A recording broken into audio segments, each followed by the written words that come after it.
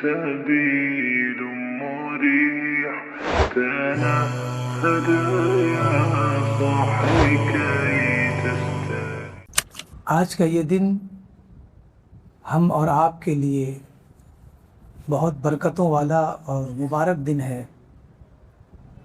کیونکہ آج یوم جمعہ بھی ہے اور یوم عاشورہ بھی ہے۔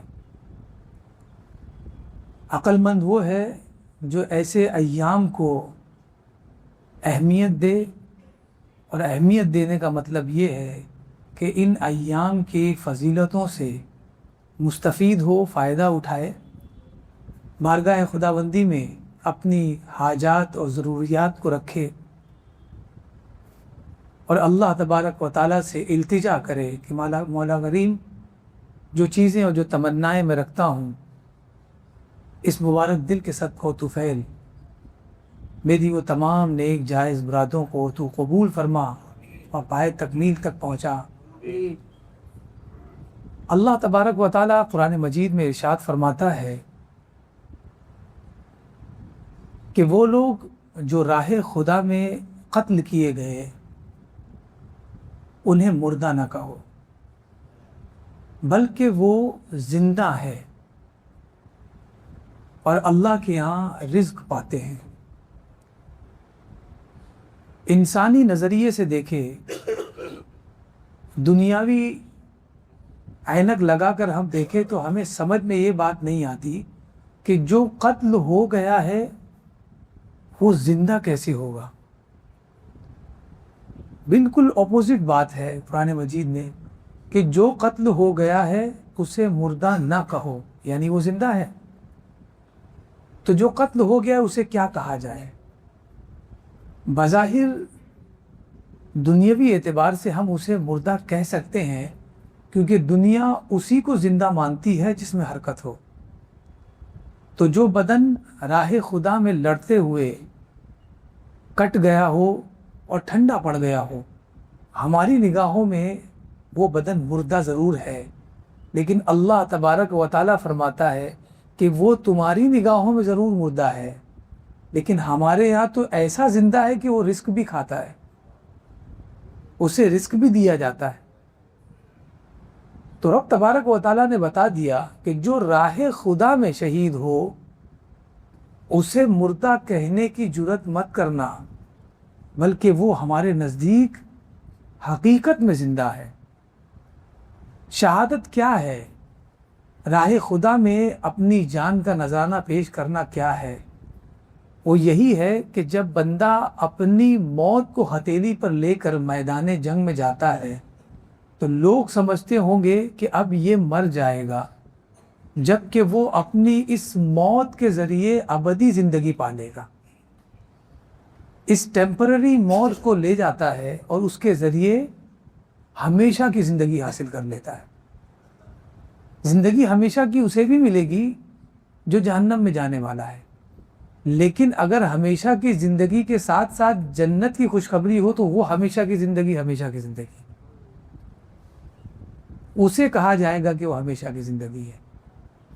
اور یہ سبق دیا ہے سیدنا امام حسین اور اہل بیت کرام نے کہ آپ لوگوں نے اپنی جان کا ہدیہ پیش کیا اور دین اسلام کی سربلندی کے لیے صرف اپنی جان کا ہدیہ نہیں بلکہ اپنے سارے اہل خانہ کو سامنے رکھ دیا، صرف اس لیے کہ دین پنپ سکے، دین سربلندی کی طرف جائے، دین سرخرو ہو۔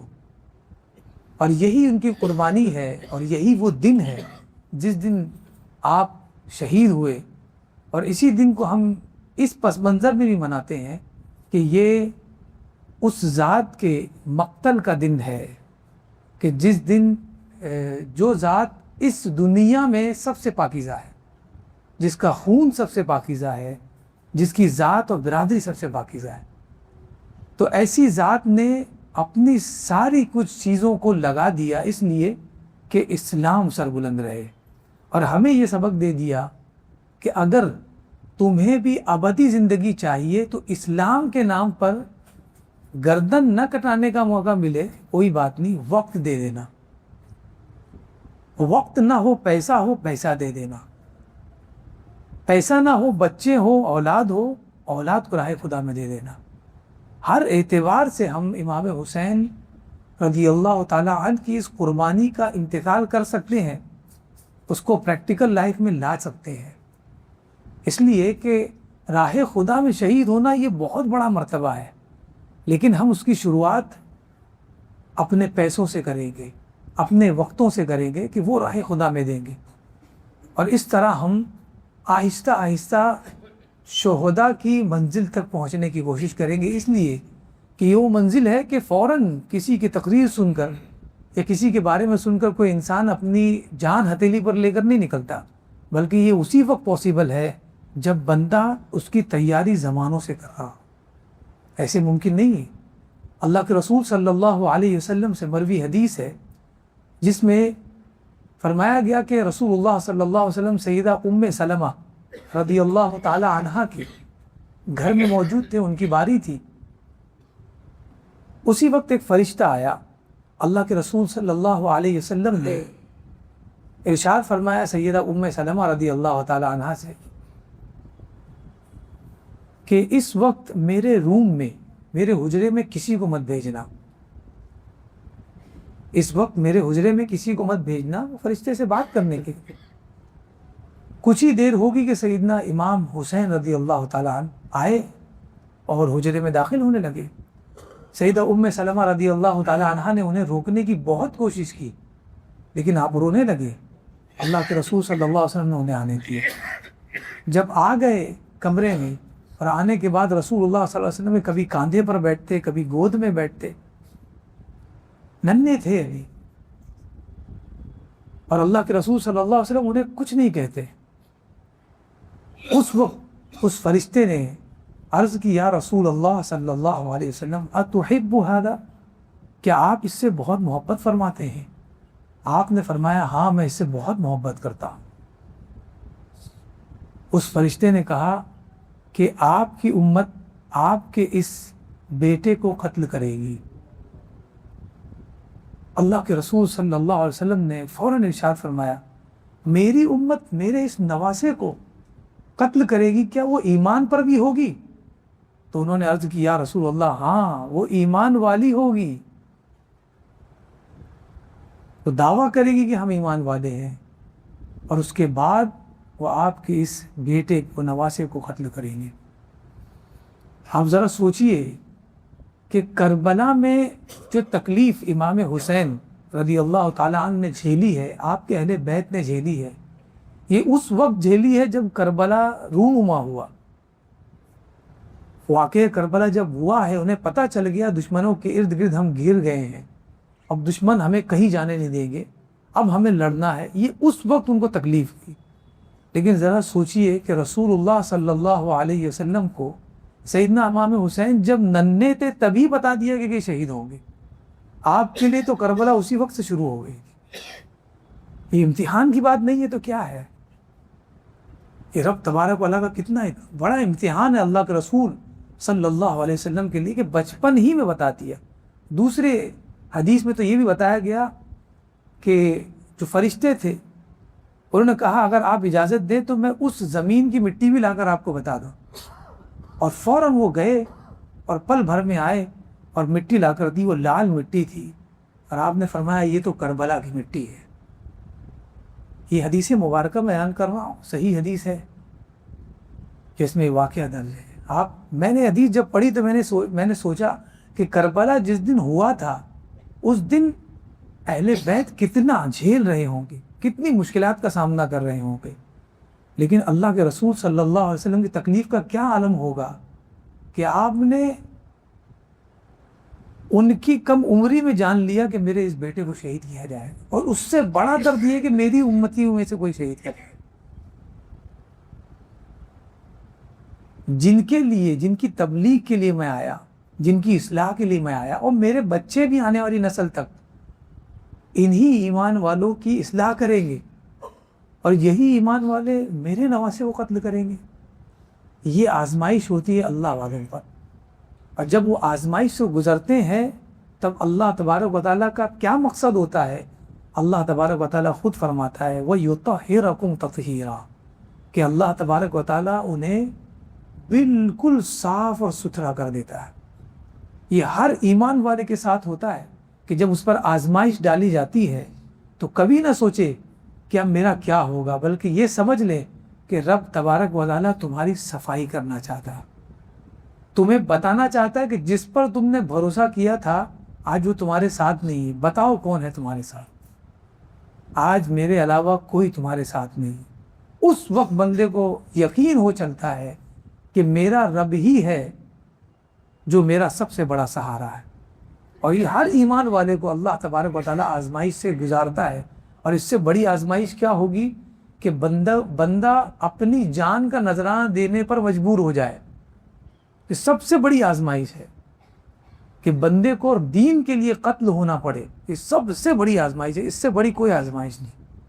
اور اس آزمائش کو اہل بیت کرام نے لیا، تو انعام کیا دیا اللہ تبارک و تعالیٰ نے؟ انعام یہ ہے کہ اگر یہ قتل ہو گئے تو انہیں مقتول نہ کہو، بلکہ یہ کہو کہ یہ زندہ ہے۔ یہ تمہاری نگاہوں میں اس دنیا سے چلے گئے ہیں، لیکن ہمارے یہاں تو یہ کھاتے پیتے ہیں، یہ زندہ ہے، اس سے بڑا کیا انعام ہوگا؟ تو یہ تمہارا رب ہے جو تمہاری موت کو ہمیشہ کی زندگی میں تبدیل کر سکتا ہے، تو تمہارے غم کو آسانی میں کیوں تبدیل نہیں کر سکتا؟ تمہارے ٹوٹے ہوئے دل کو، جسے تم سمجھتے ہو کہ اب میرا دل کبھی جڑ نہیں پائے گا، اسے جوڑنا اس کے لیے کیا بڑی بات ہے؟ جو سمندر کا سینہ چاک کر سکتا ہے، مومن کا ٹوٹا ہوا دل کیسے نہیں جوڑ سکتا؟ خالق کائنات ہے، اس کی طاقت کو جانو، اس کی طاقت کو سمجھو۔ سیدنا امام حسین کچھ لوگوں کے ساتھ کربلا کے میدان میں اترے، آپ کو کیا لگتا ہے کہ وہ اپنی تعداد کو لے کر اترے تھے کہ میں اتنی بڑی فوج لے کر آیا ہوں، آج میں لڑ لوں گا باطل سے؟ آپ دیکھیں گے تو پتہ چلے گا کہ جتنی فوج آپ کی تھی، دشمن کی اس سے 100 گنا زیادہ فوج تھی، اتنے کم لوگ تھے۔ آپ کو تو پتا تھا، آپ کو تو اندازہ تھا کہ میرے مد مقابل کتنے لوگ کھڑے ہیں، اس کے باوجود بھی آپ کس بنیاد پر میدان جنگ میں آئے؟ صرف اور صرف اللہ تبارک و تعالیٰ کی بنیاد میں۔ کسی نے کیا خوب کہا کہ موسیٰ علیہ السلام جب بنی اسرائیلیوں کو لے کر سمندر کے پاس پہنچے ہیں تو اس وقت بنی اسرائیلیوں نے کہا انا لمدرکون، اے موسیٰ ہم تو پکڑے گئے، اب ہم بچ نہیں سکتے۔ تو موسیٰ علیہ السلام نے یہ نہیں کہا کہ میرے ساتھ میری نبوت ہے، میرے ساتھ میرے اعمال صالحہ ہیں، میرے ساتھ فلاں ہے، میرے ساتھ فلاں ہے، بلکہ آپ نے فرمایا ان معی ربی، میرے ساتھ میرا رب ہے، سیہدین، اور وہ راستہ دکھائے گا۔ کہاں ہے راستہ؟ کوئی راستہ ہی نہیں ہے، اور وہاں موسیٰ علیہ السلام فرمائے راستہ دکھائے گا۔ موسیٰ علیہ السلام نے بتا دیا بندہ اگر ایمان والا ہو اور رب پر یقین رکھے تو اسے سمندر میں بھی راستہ نظر آتا ہے، اسے دشمنوں میں بھی دوست نظر آتا ہے، اسے ٹوٹے ہوئے دل میں بھی جڑا ہوا دل نظر آتا ہے۔ لیکن بندے کے لیے شرط یہ کہ وہ ایمان والا، اور یہ یقین رکھیں کہ جس کا دل صحیح ہے وہی حقیقت میں ایمان والا ہے، جو قلب سلیم رکھتا ہے۔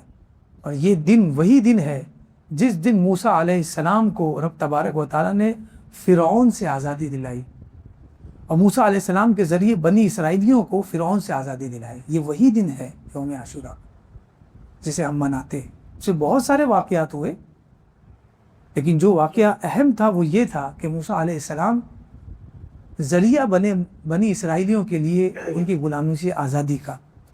اس کے بعد جا کر یہ کربلا کا واقعہ ہوا۔ ایسے بہت سارے واقعات اس میں آئے۔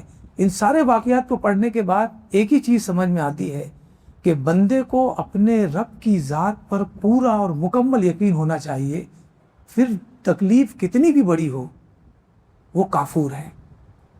یہ سارے واقعات ہمیں ایک ہی چیز سکھاتے ہیں، اور یہ جو لوگ تھے، چاہے وہ انبیاء ہو یا نواسۂ رسول ہو، انہوں نے ہمیں یہی کر کے دکھایا کہ دیکھو ہم تعداد میں کم تھے لیکن ایمان میں کم نہیں تھے۔ تو اگر ایمان مکمل ہے تو آپ کے لیے یہ انعام ہے کہ مر بھی جاؤ گے تو تم امر ہو جاؤ گے، اور اگر تمہارے اندر ایمان نہیں ہے تو جینے کے لیے دنیا کی دوا کھاؤ، ایک دن بوڑھے ہوگے اور ایک دن مرو گے۔ تو سب سے اہم دولت جو ہے وہ ایمان کی ہے. جب یہ جاگ جاتی ہے تو رب تبارک و تعالیٰ اس بندے کو ہمیشہ کی زندگی عطا فرما دیتا ہے. رب تبارک و تعالیٰ کی بارگاہ میں دعا ہے کہ مولا کریم ہم سب کو اہل بیت کرام کے نقش قدم پر چلنے کی توفیق رفیق عطا فرمائے، ان کے احکام پر، ان کے فرامین پر عمل کرنے کی توفیق رفیق عطا فرمائے. ہماری آنے والی نسلوں کو واقعہ کربلا پڑھنے، سمجھنے، پھر اس پر عمل کرنے کی توفیق رفیق عطا فرمائے. وما علینا الا البلاغ المبین.